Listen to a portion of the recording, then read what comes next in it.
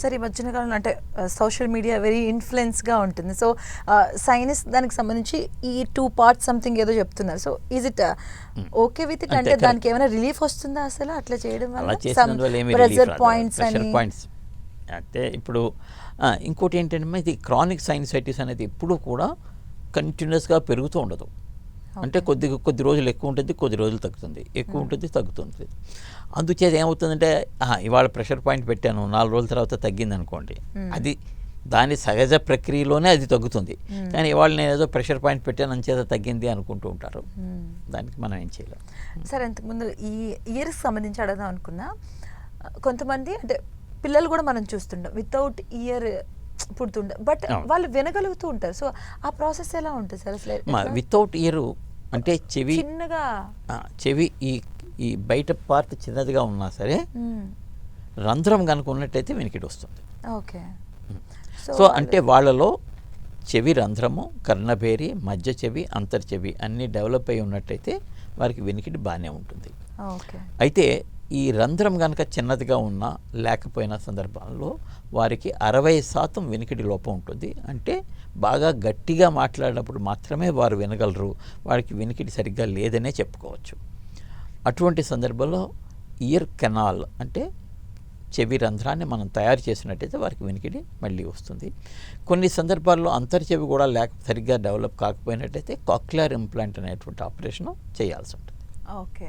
And మనకి సైనస్కి వచ్చేటప్పటికి ఇది రిలేటబుల్ టు హెడ్ ఏక్ కూడా ఉందండి? ఎందుకంటే మనకి ఎక్కువ వింటూ ఉంటాం ఇది వచ్చిందంటే చాలా నాకు హెడ్ ఏక్ వస్తుంది, మైగ్రేన్.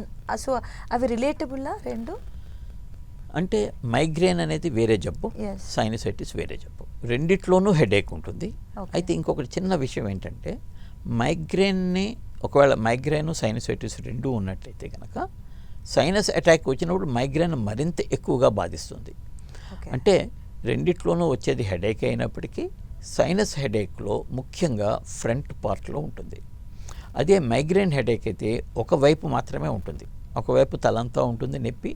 రెండవ ఇంపార్టెంట్ పాయింట్ ఏంటంటే ఇక్కడ ఎక్కువ శబ్దాన్ని విన్నప్పుడు లేదా బ్రైట్ వెలుతురుని చూసినప్పుడు మైగ్రేన్ ఎక్కువ అవుతుంది.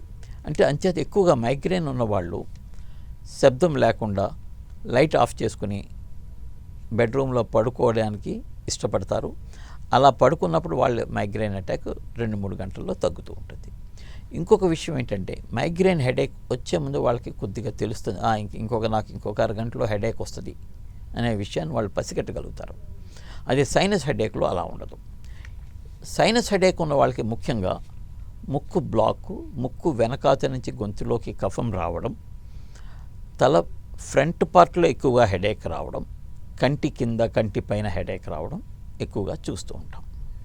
సో ఈ సైనస్ వచ్చిన వాళ్ళు అసలు చేయకూడని పనులు అంటే ఎలాంటివి ఉండాలి అసలు?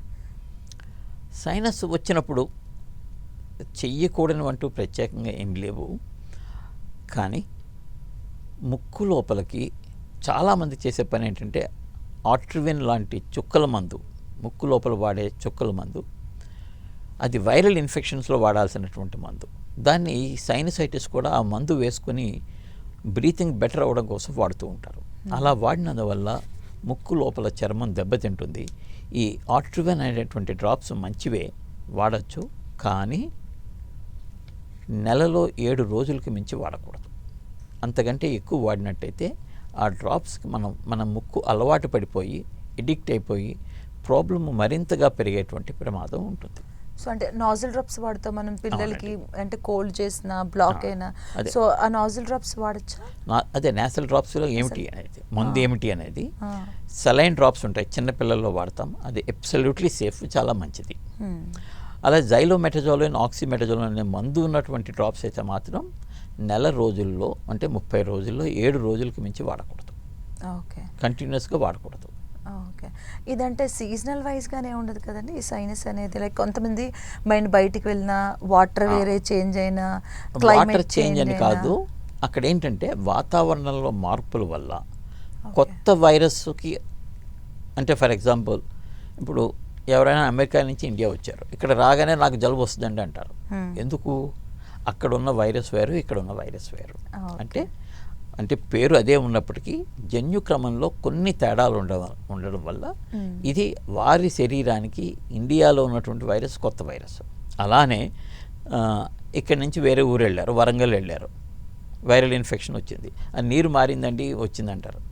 తర్వాత ఇంకొంతమంది చెప్తారు నీరు మారుతుందని వస్తుందనేసి నేను ఇక్కడి నుంచే వాటర్ పట్టుకెళ్ళానండి అయినా వచ్చిందండి అంటారు. ఇక్కడ నీటితో సంబంధం లేదు, అక్కడ ఉన్నటువంటి గాలిలో వేరే రకమైనటువంటి వైరస్ ఉండడం వల్ల మనకి ఇన్ఫెక్షన్ వస్తుంది.